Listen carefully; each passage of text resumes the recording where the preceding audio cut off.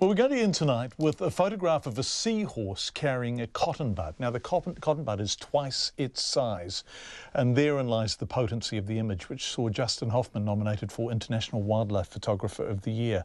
It was shot in the shallows of a reef on the coast of Indonesia in early September. Justin posted it on Instagram. It was shared and reshared and reshared. Of course, a seahorse, which is a kind of khaki colour, the pink and white cotton bud it's holding, and the murky turquoise sea, a kind of universal and the particular insight into the way what we carelessly dispose of ends up anywhere and everywhere. Speaking by Skype from his home in California, photographer Justin Hofman told me about it.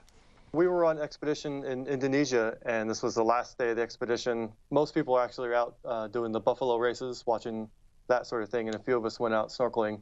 And just my friend Richard has incredible eyesight, and he found this little tiny seahorse drifting along, and I got in to film it, and it was by itself at first, and then it was drifting on the tide. As the tide kept moving through, more of the debris and the things that were with the seahorse started to drift into the scene, and it just, it went from seahorse to little bits of seagrass and sticks, and then some trash and some plastic, and literally turned into sewage, and it wasn't very pleasant.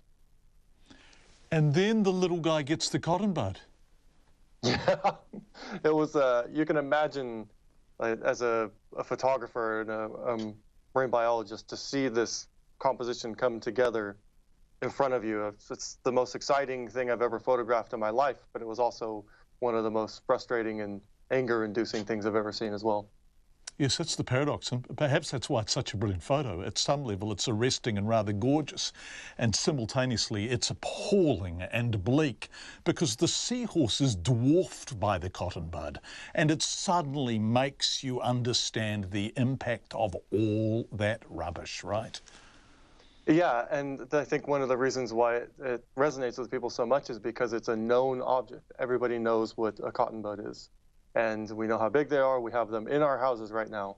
And so it has the universal appeal. It's an image that really does not need a caption. And this is something I've realized as I've seen it disseminated all throughout the world in many different languages, is it doesn't need to be explained. We see it, we know what's going on. Yes, I'm not sure what you would caption it. You are a marine biologist and a photographer, so what are you seeing in our oceans now? Sometimes it's very hard to be optimistic. There are places we go to where you would think there's no human impact, like up in the high Arctic, and you see trash on the beaches or animals that have starved to death. Then there are other places you go to where there's some really strong community efforts being set up and incredible ecotourism opportunities starting, because people are starting to see that you can make money off of a healthy ecosystem.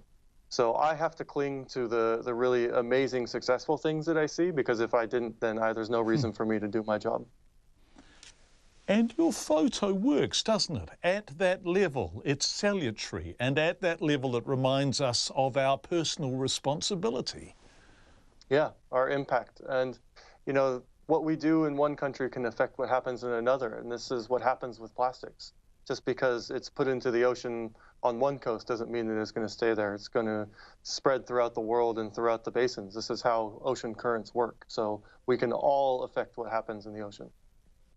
Justin Hofman, who is the photographer, extraordinary image. He's also a marine biologist.